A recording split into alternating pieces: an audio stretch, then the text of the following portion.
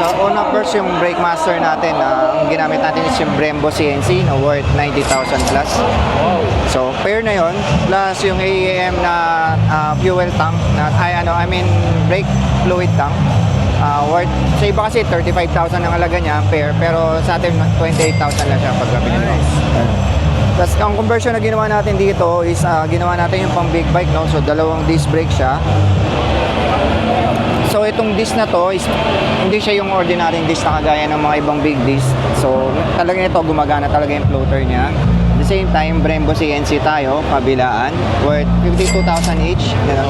Yung nasa likod doon medyo madugo. Kasi yun yung tinatawag na Brembo Doraemon na worth 100. Ang bentahan niya or usually SRP niya is 100,000 to 120,000 ang halaga niya. Ganun.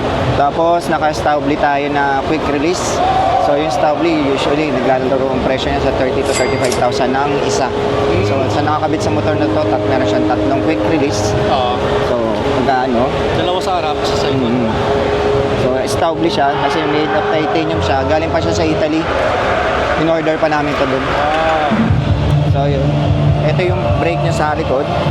Ito yung medyo pinagkakaguluhan ng mga grupo ng Vespa kanina na Brembo Doraemon.